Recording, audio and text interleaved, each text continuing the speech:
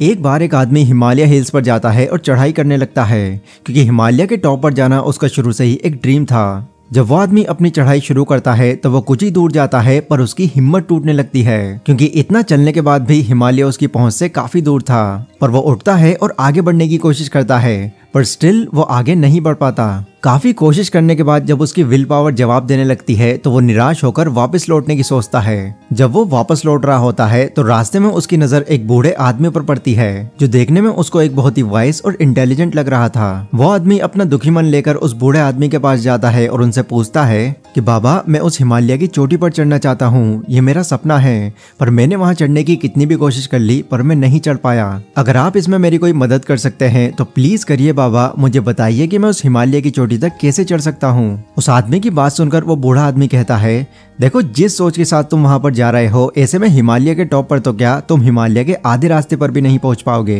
क्योंकि तुम्हारी सोच तुमसे बार बार ये कह रही है कि हिमालय की चोटी बहुत दूर है और तुम थक चुके हो, जबकि असल में तुमको ये सब सोचने की बजाय बस अपने अगले कदम के बारे में सोचना चाहिए। मतलब तुम्हारी मंजिल कितनी दूर है ये सोचने के बजाय तुम्हें अपना पूरा फोकस अपने अगले स्टेप पर लगाना चाहिए। बूढ़े आदमी की बात सुनकर उस आदमी को ये रियलाइज होता है कि वो कहाँ गलती कर रहा था, इसलिए फिर से वो अपनी चढ़ाई शुरू करता है और सिर्फ अपने अगले स्टेप के बारे में सोचता है। एक एक कदम पर ध्यान देने की वजह से वो आदमी कब बिना ज्यादा थके हिमालय के टॉप पर पहुंच जाता है उसको खुद भी पता नहीं चलता।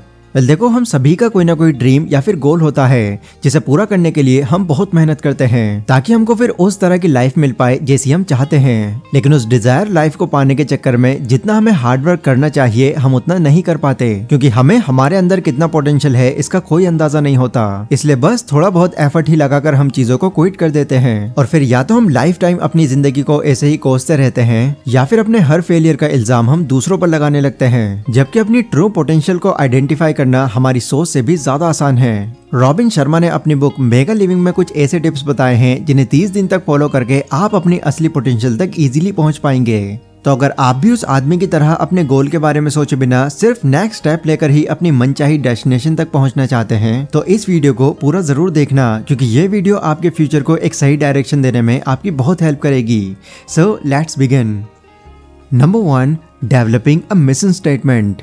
गाइज, अमेज़न कंपनी के बारे में आज इस दुनिया का हर इंसान जानता है क्योंकि ई कॉमर्स प्लेटफॉर्म के मामले में ये कंपनी टॉप पर खड़ी है। पर क्या आप ये जानते हैं कि जब जेफ बेजोस ने अमेज़न स्टार्ट किया था तब उनका मकसद सिर्फ दुनिया के बाहर के लोगों को बुक्स पहुंचाने का था, बट उनका मिशन स्टेटमेंट इतना स्ट्रॉन्ग था कि फिर धीरे धीरे बहुत सारी अलग अलग कंट्रीज के लोग उनसे जुड़ते चले गए। फिर जब जेफ बेजोस को लगा कि ऑडियंस कुछ ज्यादा ही हो गई है तो उन्होंने साल 2007 में अमेज़न किंडल स्टार्ट कर दिया ताकि जो लोग बुक्स कैरी नहीं कर सकते वो पीडीएफ से ही बुक्स की नॉलेज ले लें। और किंडल के हिट हो जाने के बाद फिर वो धीरे धीरे और अलग अलग तरह के प्रोडक्ट्स उसमें ऐड करते चले गए और आज इस कंपनी को टक्कर देने वाला कोई नहीं है। दुनिया के हर कामयाब इंसान का कोई ना कोई मिशन स्टेटमेंट जरूर होता है। जैसे मार्क ज़करबर्ग का मिशन स्टेटमेंट था लोगों को एक दूसरे से कनेक्ट करना, बिल गेट्स का मिशन स्टेटमेंट था घर घर कंप्यूटर पहुंचाना और एलॉन मस्क का मिशन स्टेटमेंट था स्पेस में जाने वाले रॉकेट्स को दोबारा यूज में लाना। अब बेसिकली मिशन स्टेटमेंट का मतलब होता है कोई वैल्यू या फिर कोई ऐसी चीज जो आप दूसरों को देना चाहते हैं। मतलब आपका कोई ऐसा काम जिसे आप चाहते हैं कि पूरी दुनिया याद रखे। हर इंसान के पास उसका मिशन स्टेटमेंट होना बहुत ज्यादा इंपॉर्टेंट है क्योंकि अगर आपके पास कोई मिशन स्टेटमेंट नहीं होगा तो आपका हाल उसी ड्राइवर की तरह हो जाएगा जो बिना किसी डेस्टिनेशन के बस चलता जाता है, जिससे एक टाइम ऐसा आता है कि वो रास्ता ही भटक जाता है और कहीं नहीं पहुंच पाता। इसलिए ऑथर कहते हैं कि अपने फ्यूचर को एक सही डायरेक्शन देने के लिए अपना एक मिशन स्टेटमेंट आप जरूर बनाओ। और अगर आपको ये समझ में नहीं आ रहा है कि एक मिशन स्टेटमेंट आखिर बनाना कैसे चाहिए तो आप सीधा वो चीजें लिखो जो आप दूसरों के लिए करना चाहते हो जिससे उनको कुछ फायदा हो सके। फिर जैसे जैसे आप आगे बढ़ते रहेंगे वैसे वैसे ही आप अपने मिशन को और मॉडिफाई कर सकते हैं। और इस काम के लिए आपको ज्यादा टाइम नहीं, बस 30 दिन देने हैं और इसी दौरान आप देखेंगे कि आपकी थिंकिंग में काफी बदलाव आ चुका होगा। Number 2, limitless living.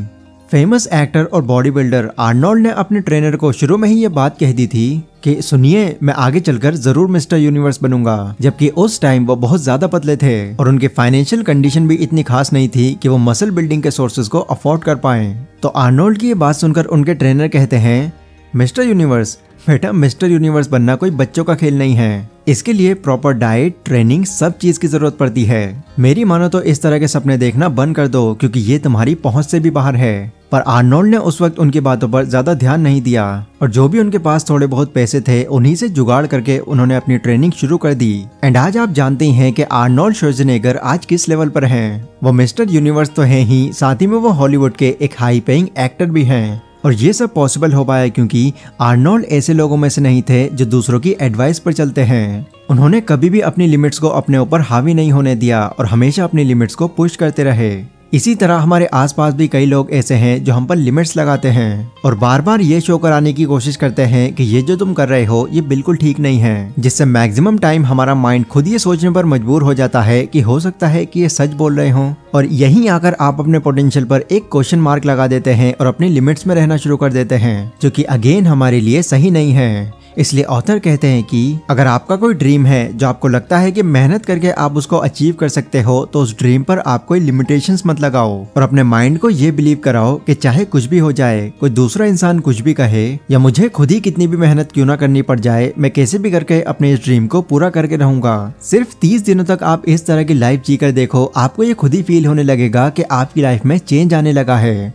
Number 3, make a journal. Study में रिसर्चर्स ने यह पाया है कि जो लोग एक जर्नल मेंटेन करते हैं उनकी लाइफ उन लोगों से काफी बेहतर होती है जो किसी तरह की कोई जर्नल मेंटेन नहीं करते, क्योंकि एक जर्नल मेंटेन करने से उन्हें बहुत सारे बेनिफिट्स मिल जाते हैं, जिससे उनकी मेमोरी इंक्रीज होती है, उनका कॉन्फिडेंस बढ़ता है, वो बेटर वे में प्रॉब्लम को सॉल्व कर पाते हैं, उनकी इम्यून सिस्टम बढ़ती है, एटसेट्रा। मतलब ओवरऑल आप ये समझ सकते हैं कि जर्नलिंग से आपको ये पता चल जाएगा कि आपकी एग्जैक्ट प्रॉब्लम क्या है और किस तरह आप उस प्रॉब्लम को सॉल्व कर सकते हैं। इसलिए अगले 30 दिनों के लिए आपको क्या करना है, आपको एक पेन और एक पेपर लेना है और जो भी गोल्स आपने सेट किए हैं उनको डिस्क्राइब करना है। लाइक आपका गोल क्या है, उसको कितना आप अचीव कर चुके हैं और उस गोल की वजह से आपकी लाइफ में कितना बदलाव आया है। ऐसा करने से आप अपनी लाइफ में चल रही सिचुएशंस को इजीली ट्रैक कर पाएंगे और उसमें प्रोग्रेस ला पाएंगे। Number 4, increase your concentration power.